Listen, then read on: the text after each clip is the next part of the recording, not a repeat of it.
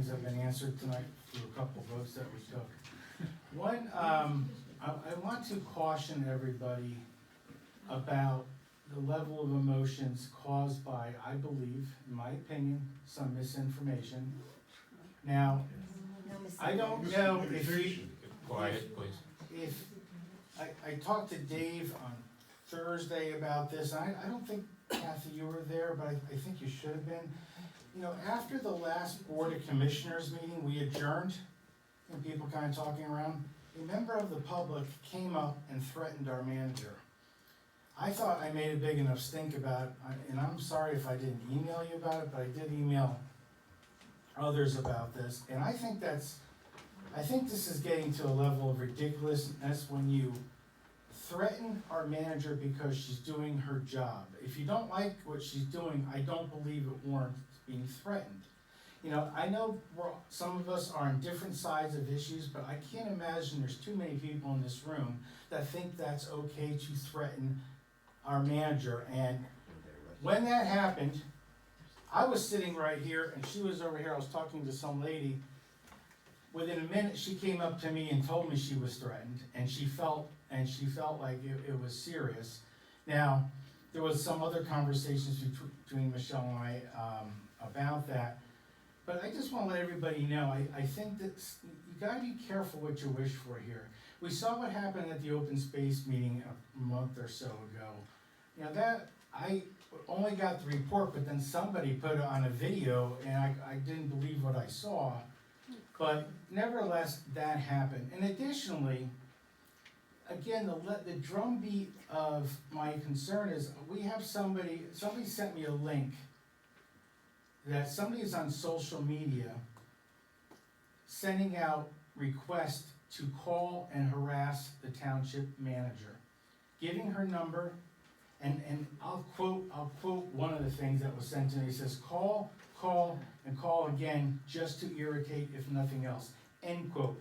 You know, you can take that in any context you want, but I think this is getting nuts. So if verbal harassment doesn't work, what's next? Are we gonna have, we'll sit around here and say, we should have saw whatever happened coming? I think this is, again, getting crazy. I have been advised that most of what I just mentioned is considered free speech. I reluctantly have to agree with that, but I still have some reservations. However, their actions, they don't have freedom from consequence. And as a commissioner, I do think it's part of the responsibility of this committee to address such matters, and I hope we start to do that tonight. The second part of my comments, and I'll be very brief, is the Board of Commissioners for the last 5.5 years, and Kathy, Dave, and Trace, you've been on it for 5.5 years. I've only been on it for 1.5 years. And some of the things that you guys resolved is remarkable. And I do want to compliment you on that. When you recruited me, you told me what was going on, but I do have to say, you guys were very effective. I was hoping to be part of that team. Now, as the way we organize it normally, and it's not all the time, but when there's a task that comes up, we are kind of divided off into pairs. And we had to address the poor budgeting, or you guys did before I got here, the underfunded pensions. Now, underfunded pensions, maybe you don't know what that means, but we were very close, and Trace, you can correct me if I'm wrong, for the state to step in. And once the state steps in, they have an unlimited resource of revenue, and that's your taxes. We managed, the board, and again, mostly you three, managed to avoid that. We had a very considerable debt load. We had one department that was in need of serious help. And thank you, Chad, for cleaning that up. I will say one thing that Kathy and I worked on was a new union contract for the public works employees. That was not easy, but when we work together, it does work sometimes at least. We had a bad infrastructure problem, which we're still addressing, and to top it all off, and I've heard comments out in the public about this, and maybe we have a standoff with developers right now. and we've had that since the day I came on. It's tough, we have to spend money to defend the taxpayers' overdevelopment and everything like that. For the most part, I think, Trace, you've been a leader, you know, this board has needed a leader for the last 5.5 years, and I believe you've been president for that. And you do have to give some credit to leadership, you do pair off the work, but things have gotten done, and you can just judge that by the results. You don't have to judge that by personalities, what you like to hear, what you don't like to hear. The end game is what are the results. We are debt-free, our pensions are funded, the sewer system collection was a financial time bomb waiting to go off. I was on the sewer committee, I sat with John Beeler and David Kroc, who passed away almost a meeting after we discussed this. We said, we have got a bomb going off here. And that's when the commissioners came down and asked us about selling the system for $8 million, $9 million. Where we get 13? And Dave and Trace, you ran that home. You drove that home and you got literally an extra $4 million out of the deal. And that was not easy. And it is appreciated. Anyways, I just want to let you know, beware of unintended consequences. You wanna change things, if, I've heard somebody just say, Trace, with no confidence, should step down.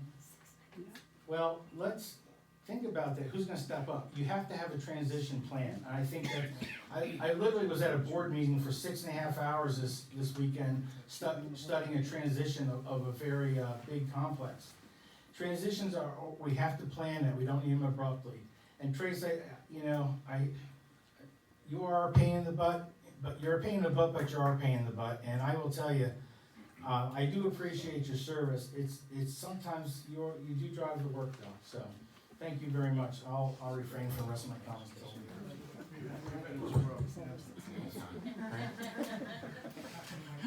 I'd like to say that I've been a resident of this township for 35 years, and I think right now the township's in the best state it's been since I've been a resident. You need us. The best financial, and that's due to the expertise of our president.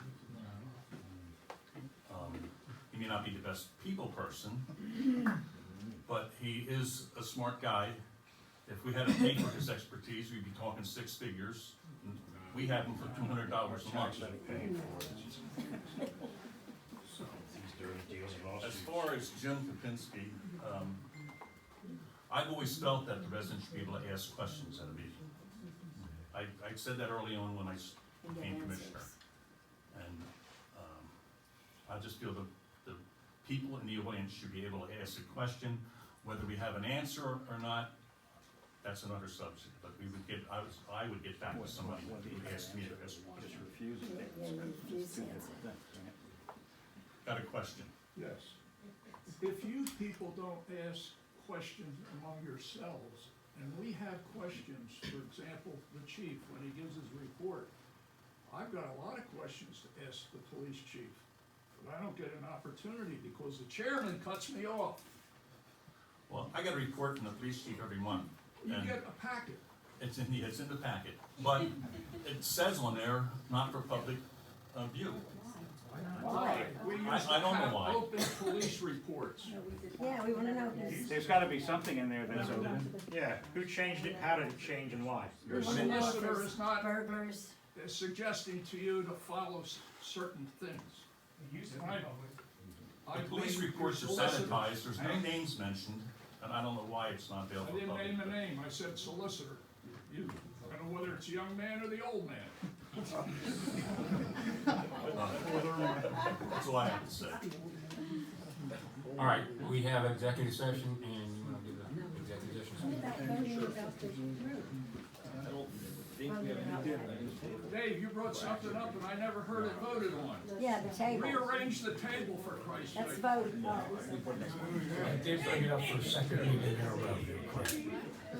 So we are going into executive session, we have a couple topics, we have real estate, Let's vote. potential litigation, and personnel. The